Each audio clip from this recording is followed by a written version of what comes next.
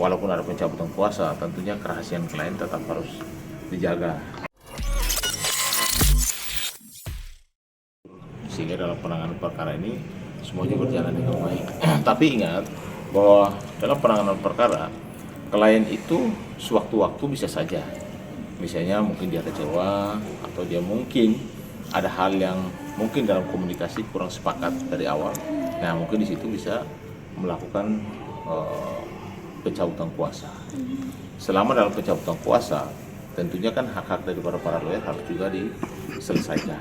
Karena kan ketika tentang kuasa, hari itu juga kan segala sesuatu, misalnya penanganan perkara itu kan sudah berjalan. Nah, tentunya setiap ada lawyer fee itu kan memang sudah disepakati bersama. Nah, kalau diputus secara sepihak, artinya secara undang-undang advokat, lawyer fee itu tidak bisa ditarik atau memang haknya dari para advokat itu sendiri. Bang, biasanya kalau ada pencabutan kuasa itu salah satu pihak ada yang kurang jujur atau gimana, Bang? Itu tergantung daripada awal kesepakatan kayak apa. Lalu selanjutnya seperti apa? Apakah ada sesuatu yang wan prestasi atau ada keterangan-keterangan yang tidak sesuai, atau dalam penanganan perkara mungkin si klien merasa ini tidak sesuai nih dari kesepakatan awal. Semua itu nanti akan dilihat nanti pada saat pencabutan itu. Kan kedua pihak harusnya sama-sama duduk menyampaikan di publik lah, supaya publik juga tidak bertanya-tanya. Tapi saya yakin sekali bahwa mereka ini kan bersahabat lah, dan walaupun ada pencabutan kuasa, tentunya kerahasiaan klien tetap harus dijaga. Karena bagaimanapun di dalam penanganan kuasa itu dalam perjanjian itu bahwa kerahasiaan dari para klien itu menjadi tanggung jawab dari para lawyer untuk tetap menjaga itu. Oke Bang, melihat case Erin ini kan artinya kan semakin ini ya mengerucut, kemarin juga saksi dari pihak Mbak Erin diperiksa Mbak Nur sendiri, walaupun pada akhirnya mungkin mengungkap terkait pemeriksaan. Mungkin melihat case ini seperti apa sih Bang? Jadi kan perkara saling lapor. Jadi sekarang tidak lagi kita kata ada pembantu, tidak boleh lagi. Jongos nggak boleh lagi. Sekarang kan sudah ada undang-undangnya. ART. Bulan April kemarin sudah disahkan. Pemerintah dan DPR mensahkan perlindungan pekerja rumah tangga. Jadi tidak ada lagi yang namanya pembantu, nggak ada lagi. Itu stigma buruk yang sudah dihapus. Saya berterima kasih kepada DPR dan pemerintah bahwa pekerja rumah tangga ini selama ini banyak sekali masalah. Sehingga dengan lahirnya undang-undang ini, saya selalu menghimbau kepada masyarakat untuk pengguna pekerja rumah tangga untuk membaca undang-undang yang ada. Karena di situ ada kontraknya harus ada gaji pokok, ada tunjangannya, ada hari libur. Jadi pekerja pembantu rumah tangga itu sudah sejajar dengan pekerja yang ada di mall, pekerja ada di hotel, ada hak dan kewajibannya. Jadi tidak lagi kayak dulu bekerja 12 jam, 24 jam, udah nggak ada lagi. Ada jam istirahat, jam misalnya dia cuti, libur, itu sudah diatur karena undang-undangnya sangat tegas. Nah, kalau ada yang misalnya uang prestasi, ada yang bisa uang prestasi, dia akan mendapatkan konsekuensi hukum. Bang, berarti kalau misalnya ini kan udah ada undang-undangnya, mereka punya hak yang sama di mata hukum ya Bang, ya, sejarah tenaga kerja. Berarti ketika bosnya lah, bukan majikan, bosnya ini melanggar, dia punya hak juga untuk melaporkan dengan yang sama ya Bang? Ya, jadi kan ini ada pemberi kerja dan penerima kerja. Jadi PRT namanya penerima kerja. Kalau pemberi kerja itu kan, itu otomatis kan seperti Bu Erin kan. Nah, kalau dalam persoalan ini, karena dua-duanya saling melapor, ini kita kembali lagi. Siapa yang nanti bersalah dalam persoalan ini? Nanti rangkaian semuanya dalam proses kepolisian. Makanya kasus ini percayakan pada pihak kepolisian untuk supaya jangan banyak ada informasi-informasi liar, berita-berita hoax di luar.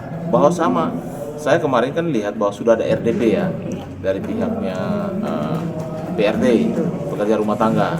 Dan tentunya juga saya minta kepada Komisi 3 supaya Bu Erin juga harus diberikan kesempatan untuk dia juga harus memberikan keterangan di rapat dengan DPR, karena semua sama di mata hukum. Apalagi dua-duanya tuh bukan hanya satu pelaku satu korban, dua-duanya juga jadi korban.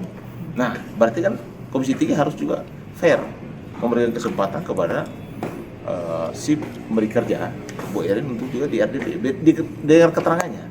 Di dalam proses RDP itu kan banyak juga ya akan disampaikan. Tentunya Komisi 3 akan merekomendasikan itu ke pihak kepolisian untuk supaya kasusnya seperti apa. Tapi saran saya sebagai Dewan Etik Perlindungan Perempuan. Saya hanya minta, ini kan mereka saling kenal dan saling kerja, walaupun tidak lama. Kalau bisa, Komisi 3, Kepolisian lakukan restorasi justice. Damaikanlah kedua pihak ini, supaya mereka bisa menjadi bagian daripada teman atau sahabat. Karena dalam pidana itu, kalah jadi aku, menang jadi arah. Siapa yang nanti akan jadi tersangka, dia akan harus menerima konsekuensi hukumnya. Jadi lebih baik sebagai Dewan Etik Perlindungan Perempuan, dan dua-duanya perempuan. Jadi kalau salah satunya sudah datang ke perlindungan perempuan, ya satunya juga perempuan juga. Jadi kalau bisa, saya mohon kepada Komisi 3, pemerintah dan juga kepolisian, buka ruang restorasi justice. Biar kedua pihak ini berdamai saja. Jangan sampai ini jadi bola liar di lapangan, seolah-olah pemberi pekerjaan itu salah aja. Nah juga. Karena kan mengakses juga, di sini ada undang-undang untuk illegal access. Mengakses sesuatu harus izin daripada pemberi kerja. Jadi di sini kan harus pembuktiannya kan seperti apa? Karena ini ngomongnya begini, satunya ngomong begini. Salah satu cara adalah lewat jalur proses hukum dan pembuktiannya. Tapi kasus ini masih dalam tahap proses penyelidikan, belum masuk tahap penyidikan. Sebaiknya Komisi 3, sebaiknya kepolisian membuka ruang restorasi justice. Damai itu indah.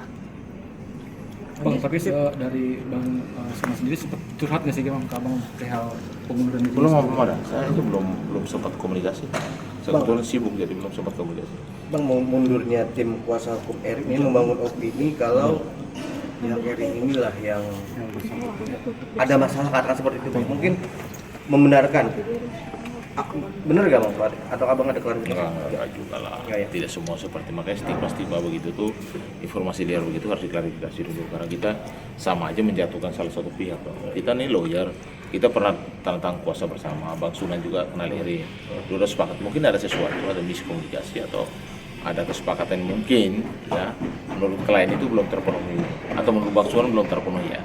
Dua-duanya duduk bersama saya, diselesaikan dengan baik aja, tidak perlu harus juga viral di media kan gitu. Tapi itu hal yang biasa ya Pak? Menurut saya hal yang biasa. Katanya Bang sepakat untuk adanya RJ Bang. Kalau menurut saya untuk kasusnya si PRT sama pemberi kerja itu sebaiknya dibuka ruang restorasi justice. Damai itu, apalagi dua-duanya perempuan. Nah saya di sini Dewan Etik Perlindungan Perempuan. Saya nggak mau mereka ribut. Oke?